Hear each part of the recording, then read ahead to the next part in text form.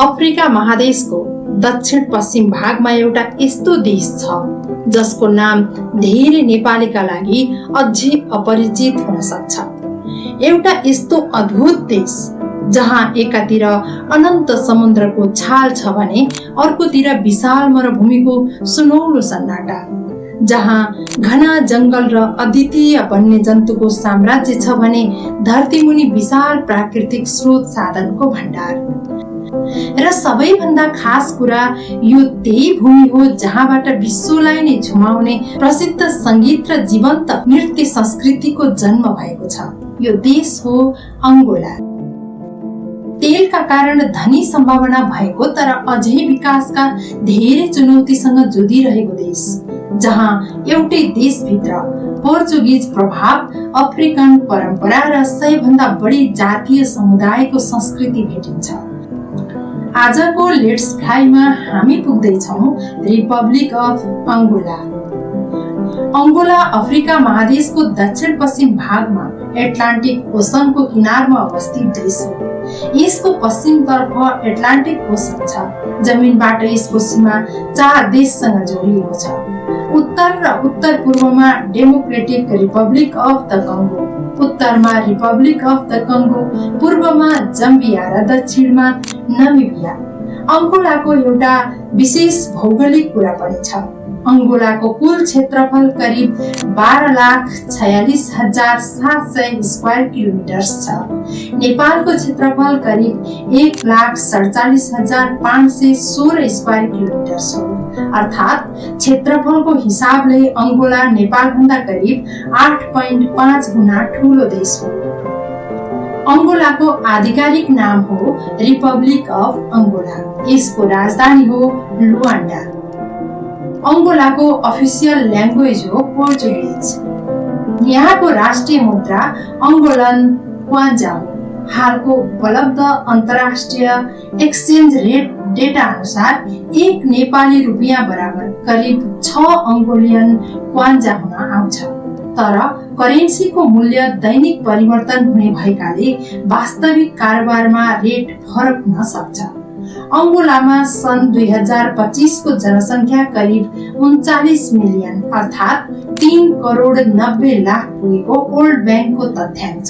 अर्थात जनसंख्यामा पनि अंगोला नेपाल भन्दा ठूलो छ। यो प्राकृतिक विविधताले भरिएको देश हो। यहाँ एटलान्टिक कोस्ट लाइन छ, जंगल छ, पहाडी भूभाग छ, मरुभूमि जस्तो सुक्खा क्षेत्र पनि छ। अंगोलाको कोस्ट लाइन करिब 1,600 किलोमिटर लामो छ। देशमा राष्ट्रिय निकुञ्जहरू पनि छन्, जहाँ एलिफेन्ट, जेब्रा, एन्टेलोप लगायत वाइल्ड लाइफ देख्न सकिन्छ। अंगोलाको राजधानी लुआन्डा भने निकै ठूलो र आधुनिक सहर हो। समुद्र किनार, अग्ला भवन, व्यापारिक क्षेत्र र बिजी उर्बान लाइफस्टाइलले लुआन्डालाई अफ्रिकाको महत्त्वपूर्ण सहर मध्ये एक बनाएको छ। अंगोलाको अर्थतन्त्रमा ओइल अर्थात पेट्रोलियमको भूमिका अत्यन्त ठूलो छ। वर्ल्ड बैंकका अनुसार ओइलले अंगोलाको जीडीपी को करिब 20%, सरकारी ट्याक्स रेभन्यूको करिब 60%, एक्सपोर्ट्स को करिब 95% हिस्सा गर्छ। यस कारण अन्तर्राष्ट्रिय बजारमा तेलको मूल्य बढ्दा अंगोलाको अर्थतन्त्रमा सकारात्मक असर पर्छ। तर तेलको मूल्य घट्दा समस्या पनि आउन सक्छ। त्यसैले अंगोला अहिले आफ्नो इकोनोमीलाई डाइभर्सिफाई गर्न खोजिरहेको छ। ओइल बाहेक डायमन्ड, एग्रिकल्चर, फिशिङ, कन्स्ट्रक्सन र सर्भिस जस्ता क्षेत्रलाई पनि विस्तार गर्ने प्रयास भइरहेको छ। अंगोलासँग विशाल प्राकृतिक स्रोत र खेतीयोग्य जमिनको सम्भावना पनि छ। वर्ल्ड बैंकको 2025 डेटा अनुसार अंगोलाको जीडीपी करिब 122 बिलियन US डलर्स पुगेको छ। जीडीपी पर क्यापिटा करिब 3,130 USD रहेको छ। 2025 को अंगोलाको इकोनोमिक ग्रोथ करिब 3.1% थियो। देशसँग ठूलो प्राकृतिक सम्पत्ति भए पनि सबै नागरिकको जीवन स्तर समान छैन। गरिबी, बेरोजगारी, इन्फर्मल इम्प्लोइमेन्ट र महँगी एङ्गोलाका प्रमुख चुनौती मध्ये पर्दछन्। वर्ल्ड बैंकका अनुसार 2025 मा अंगोलामा करिब 80% जब्स इन्फर्मल सेक्टरमा थिए। अर्थात् अंगोला अवसर भएको देश हो, तर चुनौतीहरू पनि प्रशस्त छन्। अंगोलाको सबैभन्दा रोचक पक्ष मध्ये एउटा हो यहाँको पिपुल र कल्चर। अंगोलामा 100 भन्दा बढी एथनिक ग्रुप्स रहेको उल्लेख पाइन्छ। देशमा पोर्चुगिज अफिसियल ल्याङ्ग्वेज भए पनि विभिन्न स्थानीय भाषाहरू पनि बोलिन्छन्। यसको ठूलो हिस्सा युवा पुस्ताको छ र यही युवा पुस्ताले देशको म्युजिक, फेसन, बिजनेस र अर्बन कल्चरलाई तीव्र गतिमा परिवर्तन गरिरहेको छ। अंगोलियन समाजमा फ्यामिली, कम्युनिटी, म्युजिक, डान्स र सोसियल ग्यादरिङको महत्त्वपूर्ण भूमिका छ। अंगोला ओइल, डायमन्ड, किजोम्बा, सेम्बा, कुदुरो का लागि निकै फेमस छ। अंगोलाको म्युजिक र डान्सले विश्वभर आफ्नो प्रभाव फैलाएको छ। सेम्बालाई ब्राजिलियन सेम्बाको ऐतिहासिक पूर्वजसँग जोडिन्छ। किजोम्बा अंगोलाबाट विश्वभर फैलिएको लोकप्रिय डान्स र म्युजिक कल्चर हो। त्यस्तै कुदुरो विशेष गरी लुआन्डाको एनर्जेटिक अर्बन म्युजिक शैलीका रूपमा चर्चित छ। अंगोलाको खाना पनि निकै रोचक छ। मुआम्बा डेगलेना, कुलुलु र फुन्जे यहाँका चर्चित परिकार हुन्। अंगोला अफ्रिकाको क्षेत्रफलका हिसाबले ठूला देशमध्ये एक हो। साथीहरू, यदि तपाईहरू पनि यो देशमा भ्रमण गर्न चाहनुहुन्छ भने टुरिस्ट भिजा उपलब्ध छ। नेपाली नागरिकका लागि अंगोला भिजा फ्री डेस्टिनेसन होइन। पर्यटनका लागि टुरिस्ट भिजा, पढाइका लागि स्टडी भिजा, कामका लागि वर्क भिजा, व्यापारका लागि सम्बन्धित बिजनेस अर्डिनरी क्याटेगोरी, ट्रान्जिटका लागि ट्रान्जिट भिजा, मेडिकल ट्रिटमेन्टका लागि मेडिकल ट्रिटमेन्ट भिजा र केही विशेष उद्देश्यका लागि टेम्पोररी स्टे, प्रिभिलेज्ड तथा रेसिडेन्स सम्बन्धी भिजा क्याटेगोरी छन्।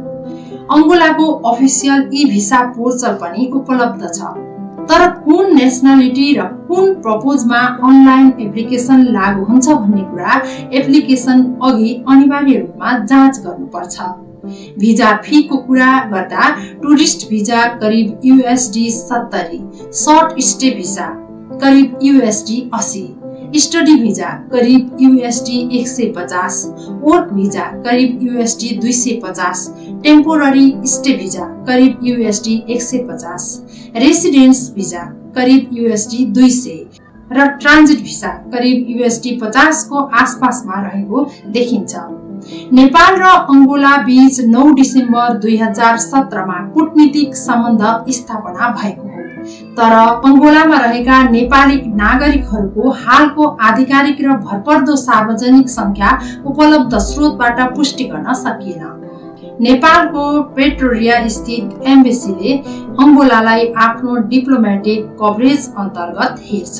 त्यसैले नेपाली नागरिकले अंगोला जाने योजना बनाउँदा भिजा मात्र होइन, कूटनीतिक सम्पर्क र काउन्सिलर सपोर्टको जानकारी पनि लिएर जानु राम्रो हुन्छ।